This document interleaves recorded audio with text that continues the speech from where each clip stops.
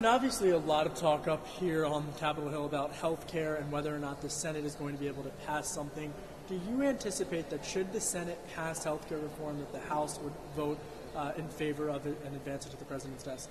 Well, it's good to be with you. I think that, we'll see what the Senate brings over. Ultimately, they're not done yet. They don't have a solidified, plan yet for the vote. Once they pass that, I imagine it'll come over and we'll negotiate and move it forward. But I think ultimately, as an optimist, I believe we will get something done and send it to the president's desk. Are you concerned at all about the more time that goes on, the less time there is going to be in order to, or the less appetite there will be for health care reform before the August recess?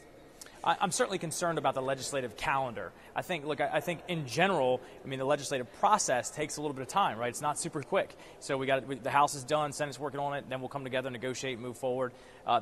So just the timing itself doesn't concern me from the political standpoint, but it does for the legislative calendar because we want to get it done and move on to tax reform as well. And let's talk about tax reform because there are meetings being had behind the scenes as we speak. But what are some of the do you think that you're still on pace to pass tax reform by the end of the year?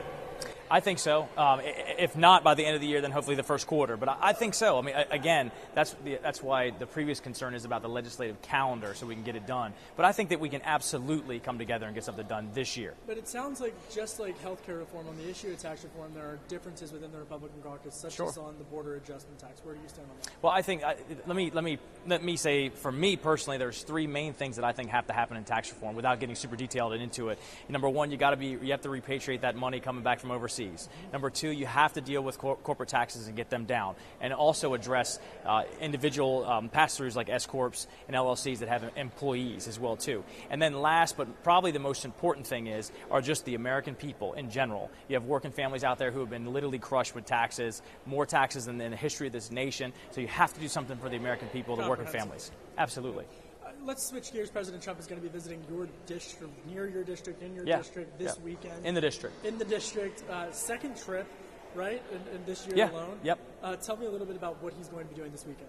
So the aircraft carrier, the Ford, is going to be commissioned in Norfolk Naval Base, which is the 100th year anniversary of that base this year. I have the honor and the privilege of representing the district that has the most military and veterans of anyone in the nation. So the president will come down and all kinds of VIPs will be there to commission the Ford. And I'll be up on the platform, and it's going to be an exciting day for us. How big of an economic driver is this for your district? Absolutely enormous. You're talking about close to 5,000 sailors that are on that carrier, when it's important. Obviously, as you know, with the money market multiplier just going throughout the district, it's a huge thing directly and indirectly for our district and for our nation, quite frankly.